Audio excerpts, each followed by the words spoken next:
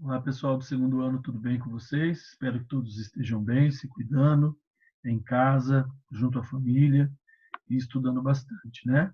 Mesmo nesse distanciamento, mesmo nesse isolamento, vocês estão recebendo várias aulas gravadas, nós temos nossas semanas ao vivo, então é muito importante que vocês façam todas as atividades e se dediquem ao estudo, né? Eu sei que é um momento em que nós estamos nos adaptando ainda a esse estudo remoto, né?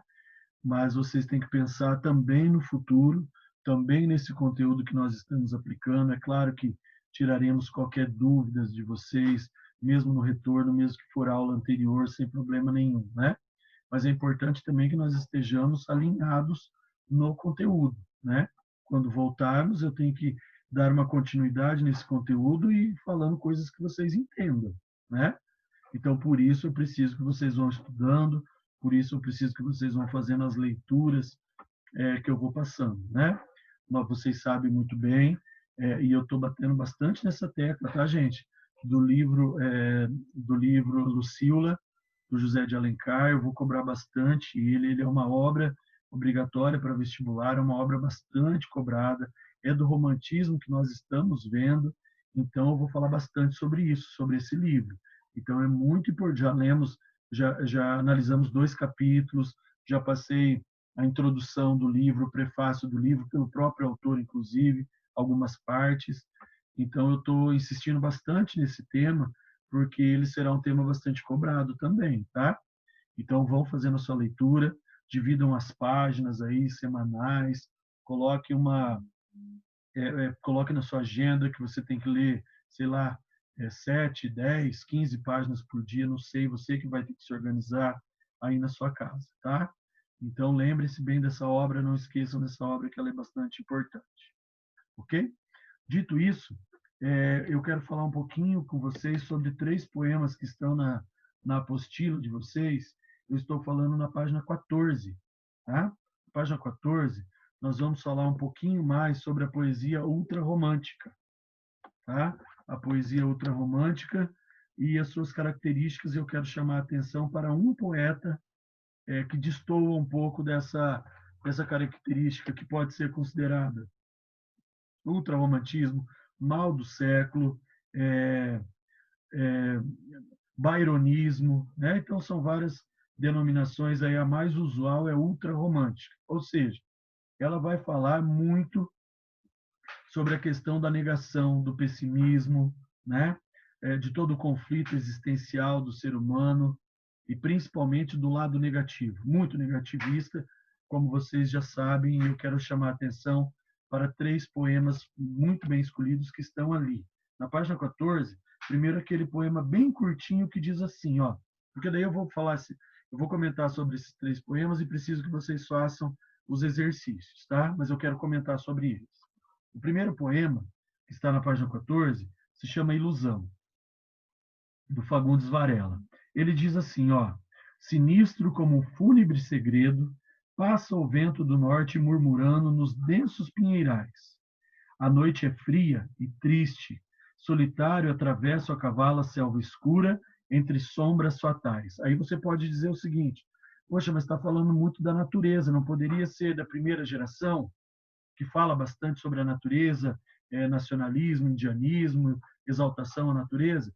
Pode ser, o tema pode ser a natureza, mas vejam bem como eles fazem de uma maneira bem distinta. Na primeira fase, que é nacionalista, indianista, a natureza ela serve como pano de fundo, né, para o habitat onde vive o índio, mas ela serve também como exaltação das belezas naturais.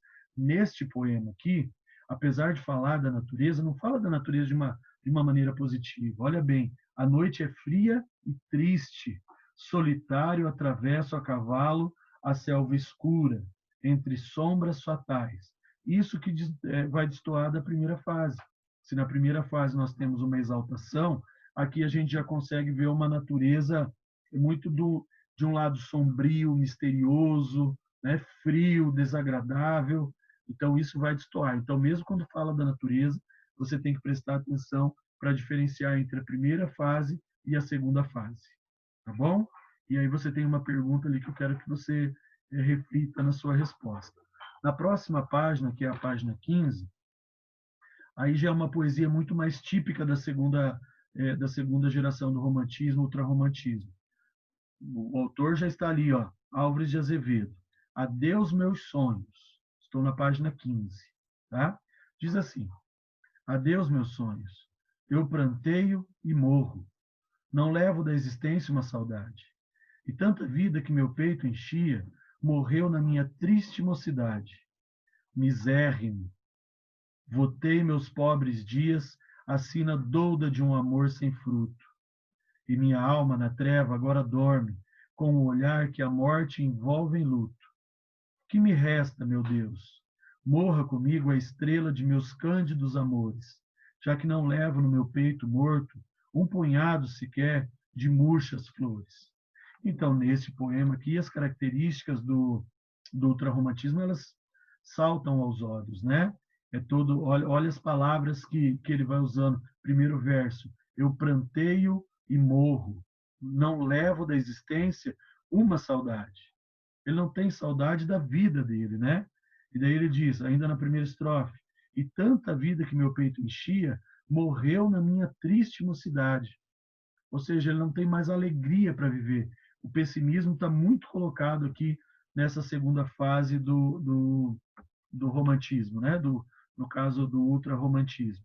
Então, veja, apesar de falar aqui nas últimas nos dois últimos versos, ele fala assim, ó, da segunda estrofe: não, já que não levo no meu peito morto um punhado sequer de murchas flores. Então a gente percebe também que mesmo na segunda geração a questão da natureza ela é presente. Nós acabamos de ler um poema assim.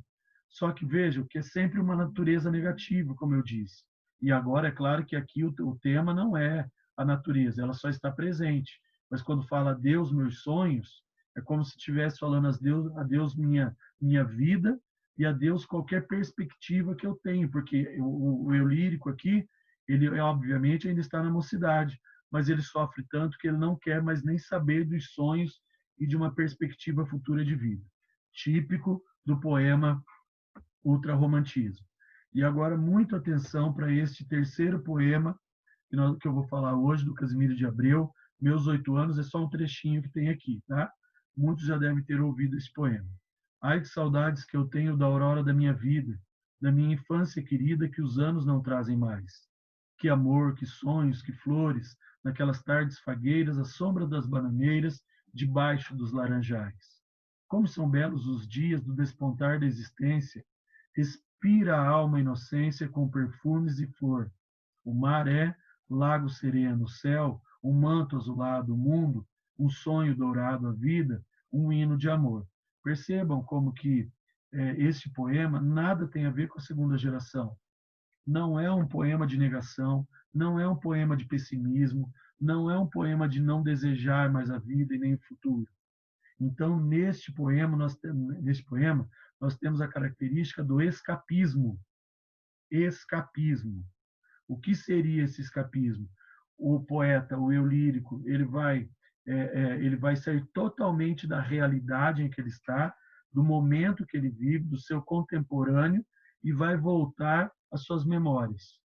Ou seja, a vida dele, de certa forma, a vida dele no hoje, não satisfaz, mas a vida do ontem, a vida do passado, a vida dos meus 8 anos, essa sim era alegre, essa sim era feliz, essa sim era uma vida que ele gostava de viver, mesmo sem negativar a vida atual, mesmo sem demonstrar de forma pessimista, esse pessimismo ele fica implícito aqui, porque o que eu tenho saudade aqui nesse caso é dos meus 8 anos, ou seja, da minha infância, saudades da aurora da minha vida, da minha infância querida, que os anos não trazem mais.